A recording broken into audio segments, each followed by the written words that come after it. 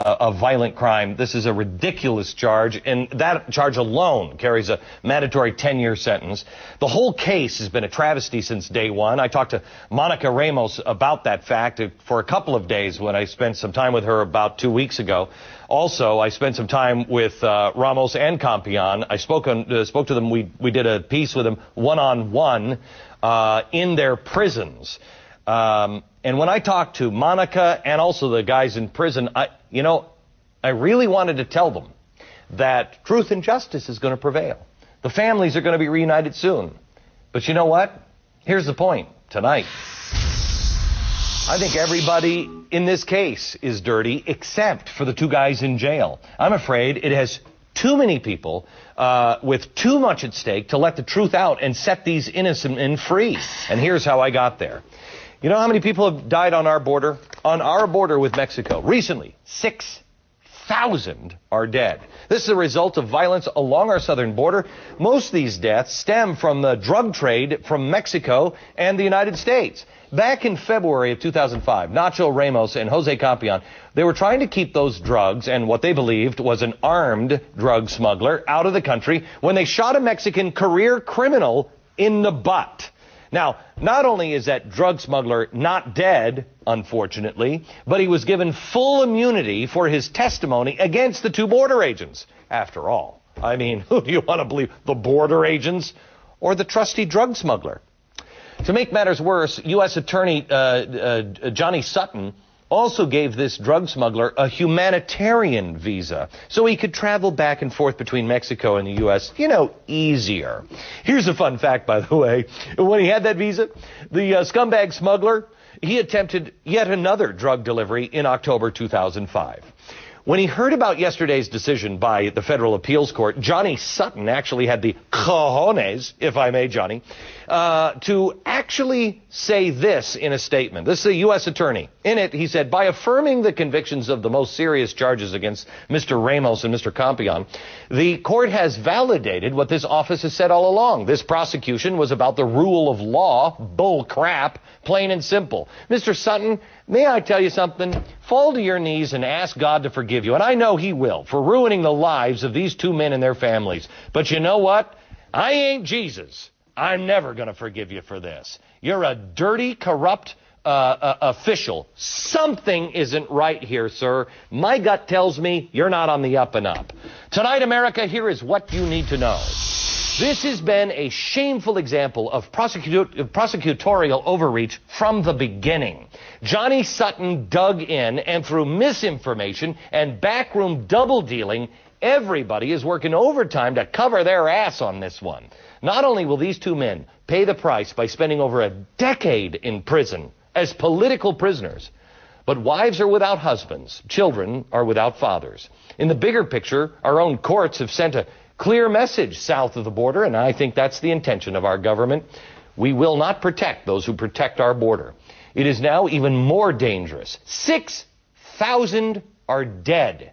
The agents protecting this border are at greater risk tonight than they ever have been. Morale is plummeting, but do not give up hope, America. Men and women across this country refuse to forget these men and will continue fighting for their rights and their freedom and fighting for the sovereignty of this great nation of ours.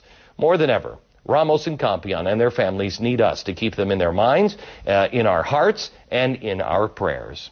Congressman Dana Rohrabacher is a Republican from California. Congressman, where am I wrong on this? Do you think that Johnny Sutton is part of, I don't think he's the ringleader or anything. I think this guy is part of something dirty going on all the way up to the top. Well, first of all, let me suggest that I agree with everything you just said, and especially I agree with the sentiment and the passion that you have said it. This has got to be the worst travesty of justice I've witnessed. I've said that all along. Mr. Sutton was out calling these two men before their trial. He was calling them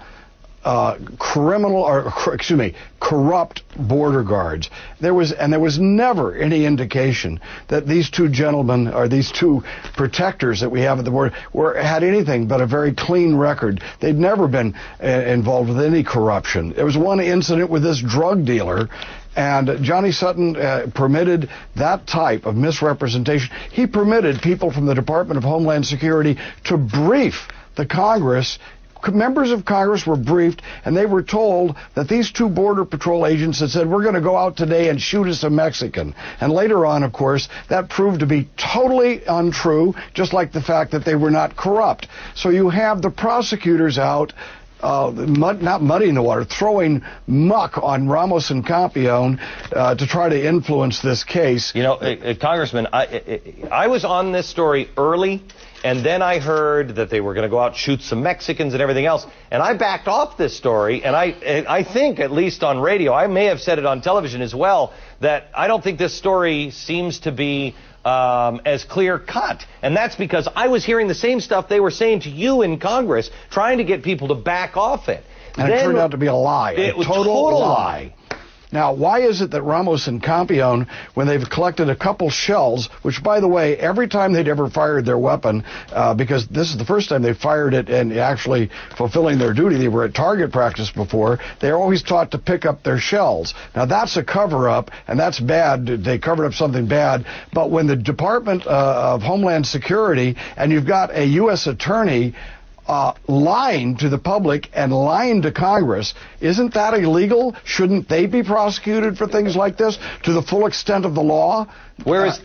Let me change subjects real quick for you. Where is Davila today? Where is the drug smuggler? The drug smuggler is awaiting sentencing. And what is he facing in sentencing? Do you know? I do not know, but my guess is the drug smuggler will receive less of a sentence than Ramos and Campion. And I will tell you another thing: the drug smuggler won't be lingering and won't be languishing in solitary confinement because of the mean-spiritedness of our president.